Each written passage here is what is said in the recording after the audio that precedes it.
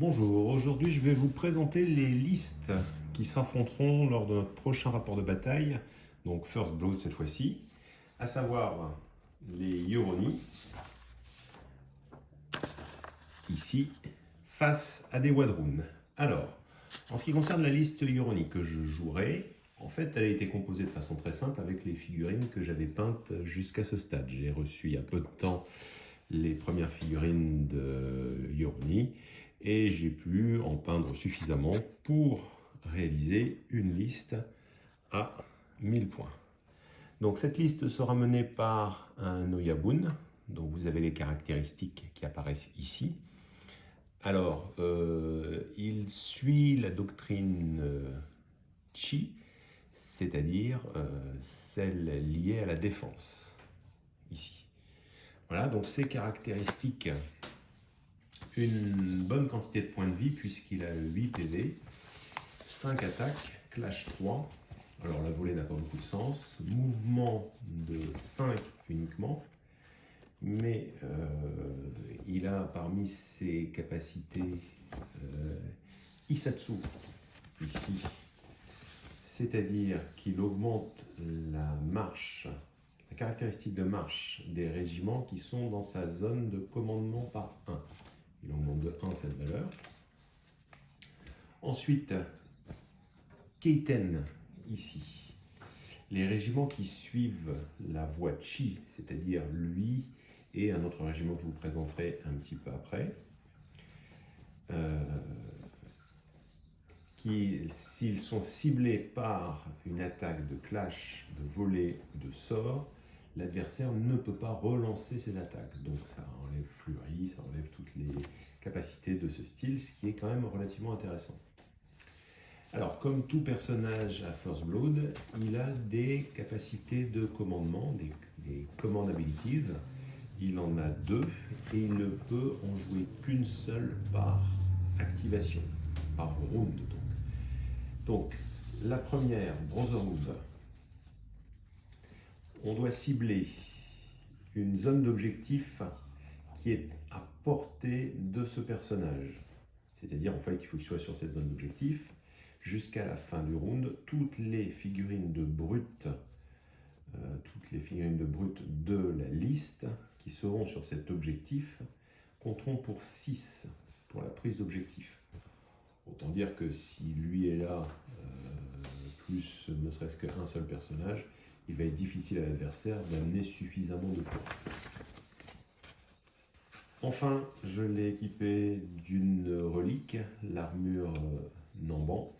Alors, bon, là c'est très simple, hein, il restait 20 points au niveau de la liste, j'avais pas vraiment de choses à ajouter. Donc ça lui donne la règle tenace, qui est déjà sur le profil ici. Il a également un impact 4, ce qui est déjà relativement important, avec un cleave 1, c'est-à-dire qu'il abaisse la défense de 1 lors des combats de clash. Donc c'est déjà une belle brute hein, qui encaisse pas mal puisqu'il a une défense de 3 et surtout une esquive de 2. C'est-à-dire que dès le cleave 1, quel que soit ce qu'a l'adversaire, il garde son 2 en esquive. Avec une distance de commandement de 6, autour de laquelle il peut donner sa résolution et surtout pour ses ordres. Voilà. Alors, il est accompagné d'un premier régiment, un régiment relativement fragile, mais de tireurs. Voici ici les figurines. Donc c'est les Tengu Ayakashi, qui sont donc au nombre de 3. Alors la possibilité ici dans First Blood de faire des régiments à partir de 1 et jusqu'à un maximum de 3. Alors je les ai mis par 3 pour augmenter le nombre de figurines.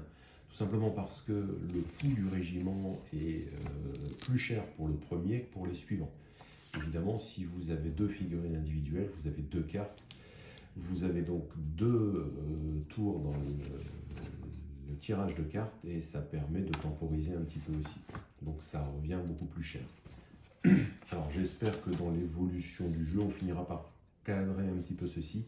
Parce qu'en fait, ici, avec les mêmes figurines, j'aurais pu avoir 2 cartes de plus. Bon, je perdais une figurine, mais 2 cartes de plus. On peut augmenter ici à l'infini et se retrouver finalement avec énormément d'activation. Bon, je ne sais pas si c'est vraiment une bonne chose de multiplier trop les unités avec le personnage. En attendant, ils sont donc au nombre de 3 avec barrage 4.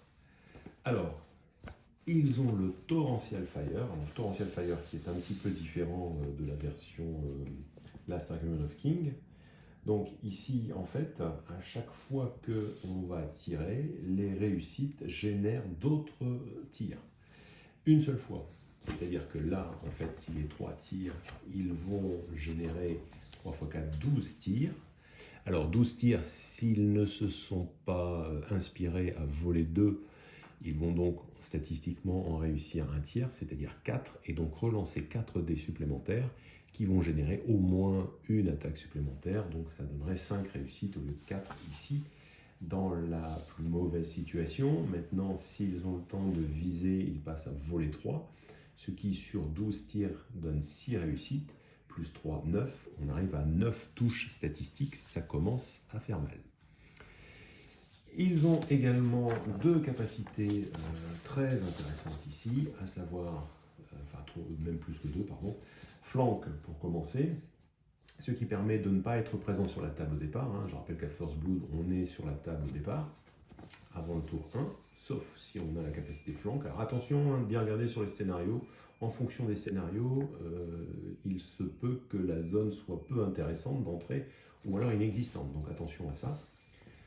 Ensuite, le fluide formation. Le fluide formation qui, dans cette version où il n'y a pas de régiment, donc n'a pas de sens pour se replacer.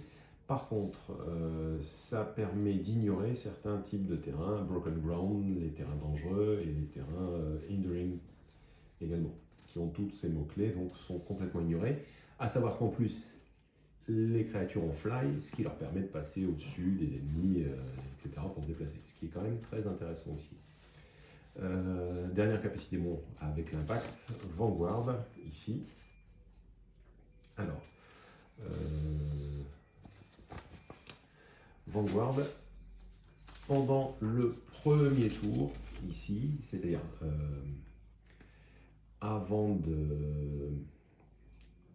pendant le premier tour de la bataille, pardon, ce régiment peut faire une marche hors séquence de 5 pas pendant son activation. On ne peut pas entrer en contact avec l'ennemi avec cette marche, ni dans sa zone d'engagement qui est de 1 pas autour de la figurine. Voilà. Donc ça permet en fait de se repositionner un petit peu pour des archers avec 10 pouces de portée de tir. Ça peut être très intéressant. Alors, unité suivante, les Oni Ayakashi. Alors, les Oni Ayakashi, ici, sont ces figurines, alors qui sont également au nombre de 3 dans cette liste, qui suivent le rôle de bataille K. Voilà, la deuxième ici. Alors dans les quelques commentaires que j'ai eus, on m'a demandé aussi de faire quelques petites vidéos sur la peinture. C'est ce que je ferai. Bon là, comme je vous l'ai déjà dit, c'est de la peinture tabletop qui est réalisée avec la technique de Slapshot, c'est-à-dire noir, brossage, blanc ou gris clair, et ensuite utilisation de peinture type speed paint, comme celle-ci, voilà. D'autres marques, je ne suis pas exclusif sur cette marque-là, bien qu'elle a une gamme assez étendue maintenant et assez intéressante. Donc, je reviens, les Oni Ayakashi, ici, donc au nombre de 3, qui eux ont Brutal Impact, Cleave 1. Ils ont la capacité aussi Essence 1, c'est-à-dire que lorsqu'ils vont réaliser des pertes sur l'unité adverse, on va mettre des pions. En fonction du nombre de pions, l'unité peut devenir broken. C'est-à-dire qu'au moment où elle s'active, on retire les pions. S'il y a trop de pions, elle est broken. C'est-à-dire s'il y a au moins la moitié, enfin plus de pions que de figurines restantes, ici, ou autant, puisque c'est à partir de 50%, pardon. Et là, leur capacité, c'est de prendre ces pions, en fait, et de remonter leur point de vie. Une espèce de, de régénération avec les morts adverses. Alors, Terrifying, rien de particulier. Alors, si on compare au profil précédent, on se retrouve avec 6 attaques. C'est plus que l'Oyabun, simplement pour dire ça, bon, avec 6 PV simplement.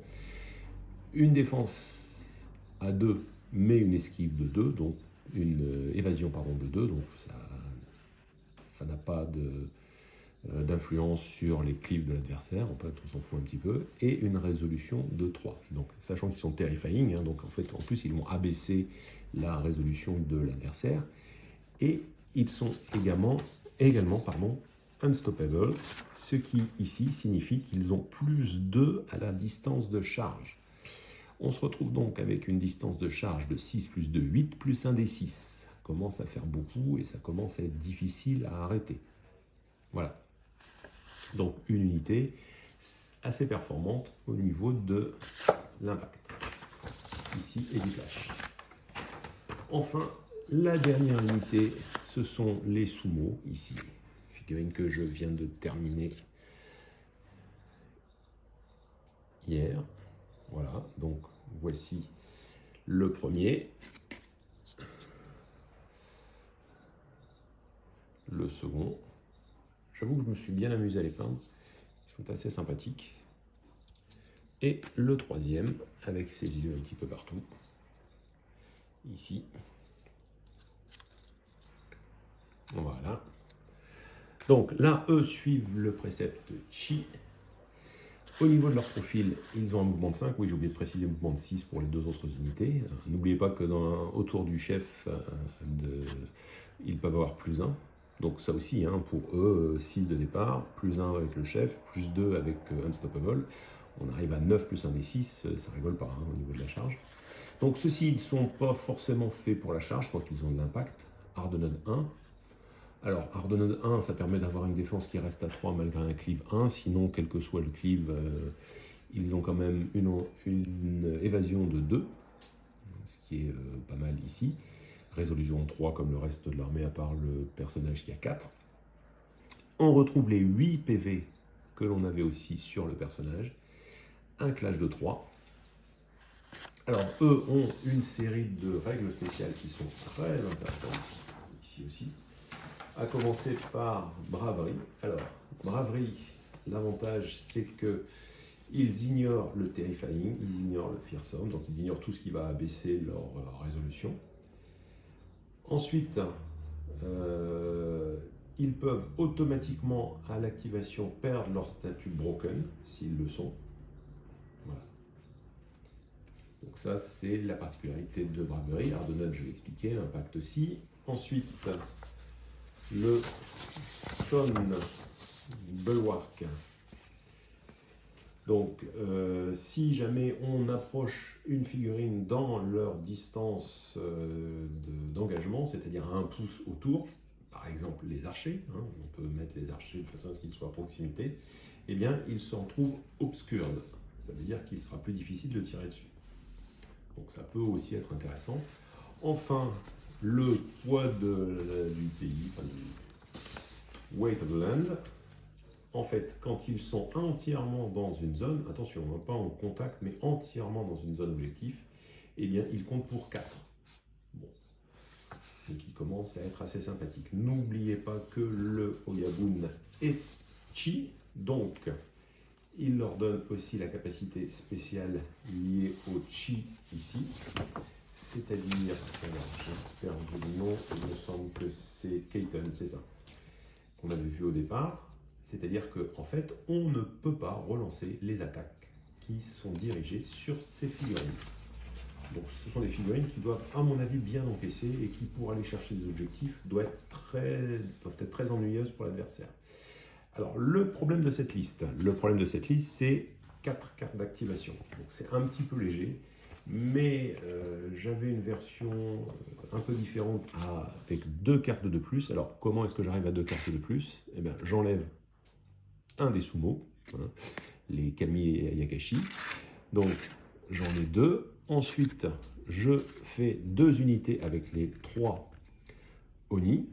Et je fais 2 unités également avec les 3 qui sont ici. Ce qui me donne 1, 2, 3, 4, 5, 6 cartes au lieu des 4 tout à l'heure, mais avec une figurine de moins. Bon, j'ai préféré mettre une figurine de plus pour voir un petit peu, pour encaisser un petit peu plus. Évidemment, si on tire au sort un scénario avec beaucoup d'objectifs différents, ça peut être compliqué. Mais bon, on va voir que la liste de mon adversaire est aussi compacte, avec des unités un peu populeuses. Alors, je passe à la seconde liste d'armées, c'est-à-dire celle des Wadroun, ici. Donc, le personnage sera un prédateur monté. Alors pareil, hein, c'est quand même aussi un personnage assez costaud, hein, qui peut tirer, qui a de l'impact, avec du brutal impact, qui occupe beaucoup de place ici. Alors, au niveau des règles spéciales, je les ai toutes mis avec, hop, voilà, ici. Donc, je reviens sur le personnage, 6 attaques, 7 PV, c'est assez proche de mon personnage bougeant un petit peu moins vite. Par contre, sur les caractéristiques, bon, 5 attaques 8 PV, 6 attaques 7 PV, c'est quand même assez proche. Pour les autres, c'est à peu près la même chose, même distance. Alors lui, c'est de la cavalerie, simplement ici. En ce qui concerne donc barrage 3, un tir avec 3D, à 15, c'est pas mal, en force wood, c'est même une belle distance. Brutal impact, donc ça baisse au niveau du cleave. Bon, on a vu que j'étais pas trop sensible au niveau de mon personnage, impact 3.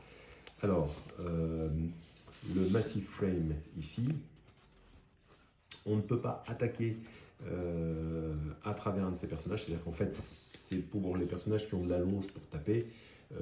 En fait, il est trop imposant, donc ça ne permet pas de taper à travers. Moi, ça ne servira pas ici, puisque j'ai pas de personnages qui peuvent taper à distance comme cela. Pack leader, les Raptor Riders, les Hunting Pack de cette armée, on verra après sur sa liste, vont gagner fluide formation et vont perdre la règle ferrale. En plus, ils comptent pour 3 sur les objectifs. Alors, de mémoire, je me souviens bien, je vais dire bêtise, il y a effectivement des Raptor Riders, par contre, il n'y a pas de Hunting Pack dans sa liste. Pour des raisons simples, un peu comme pour moi, ces figurines ne sont pas encore peintes. Voilà. Ensuite, No Time to Bleed, ici. Alors, cette capacité est dans ces listes-là, mais je ne l'ai pas récupérée, j'en suis désolé ici. Rampante sauvagerie. Quand ce personnage fait une attaque d'impact, s'il cause des dommages, alors il est terrifiant 1. Voilà. Thrill of the Kill. Les tokens de perte générés ici aux ennemis, au régiment ennemi, ici, vont permettre d'avoir des attaques supplémentaires. Bon, alors, ça ne va pas être très utile, étant donné que j'ai quand même des régiments assez resserrés. Mais sur des régiments plus populeux, ça peut commencer à être important. Si vous avez un régiment des 100 royaumes avec une douzaine de figurines, ce qui est tout à fait possible, vous en tuez 3-4, ça rigole plus. Ça commence à devenir puissant au niveau de l'attaque. En fait, il devient frénétique en quelque sorte. Enfin, le cleave 1, je vous en ai parlé. Alors, si ça peut saigner, ça peut mourir. Donc, en fait, c'est une capacité particulière qu'il a de choisir une cible dans mon armée, ici. Donc, brut, cavalier, monstre, qui est marqué. Et le fait de marquer une cible, ça veut dire que les tests de résolution que j'aurai à réaliser seront faits avec un -1. Donc en fait, il cible la prochaine cible, et sur cette cible, le moral baisse de 1. Voilà. Et la deuxième, Mark of Conquest, ça c'est par rapport, c'est le fait qu'il ait choisi cette marque-là sur son personnage. C'est-à-dire, ici, ça donne +2 en distance de charge jusqu'à la prochaine phase d'activation. Alors ça, c'est des capacités de commandement, c'est-à-dire que c'est des capacités qu'il ne peut utiliser qu'avec son personnage une fois, ici. Quand on charge un ennemi qui est à portée d'un objectif, oui, il y a quand même des conditions. Mais pareil, bon, si c'est sur lui, 8 en charge, plus de 10, plus le dé, c'est pareil, ça rigole pas. On va vite se rentrer dedans, je pense. Alors, le régiment suivant, les Thunder Riders, les espèces de Triceratops, là ici, figurines qui sont d'ailleurs magnifiques, avec Brutal Impact 2, Impact 3. Donc Brutal Impact 2, ça baisse de 2, mais bon, on a vu que en général j'avais une évasion de 2, donc ça ne changera pas grand-chose. Impact 3, Linebreaker. Alors, Linebreaker, il fait sauter les boucliers, il fait sauter ces différents éléments, mais je n'en ai pas, donc ça ne changera pas grand-chose. Unstoppable, on l'a vu aussi comment dire, tout à l'heure au niveau de mes unités, ça donne plus 2 à la distance de charge. Enfin, Stampede, c'est le piétinement, c'est-à-dire que après le combat, ici, il peut faire des touches supplémentaires. C'est le trample de la version First Blood. Voilà. Alors, on continue avec un groupe de 6 vétérans qui ont un bouclier Massive Frame. On l'a vu aussi, on ne peut pas taper à travers eux ici sur ceux qui sont derrière. Cleave 1 avec juste 2 attaques, mais 3 en clash natif, c'est déjà de la troupe d'élite. Et Lifetime,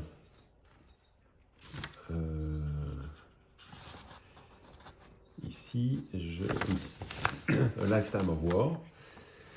Quand un personnage de cette armée bénéficie de l'hymne de la victoire, de la règle spéciale hymne de la victoire, ce régiment gagne également Fleury, tant qu'il est sous l'hymne de la victoire.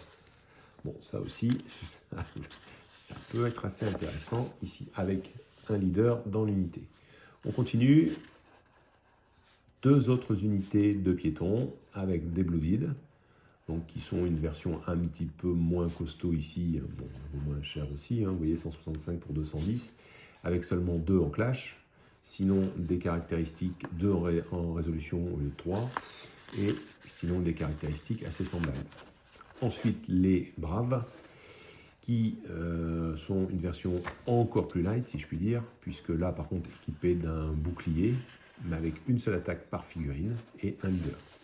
Enfin, ce dont on parlait tout à l'heure, les Raptor Riders, un Raptor Rider, qui va donc pouvoir bénéficier des bonus liés à ce type de troupe, avec un tir à 8, Armor Piercing 1, donc ce tir est à -1 ici, et Fluide Formation, donc une charge qui peut aller jusque 10 pas.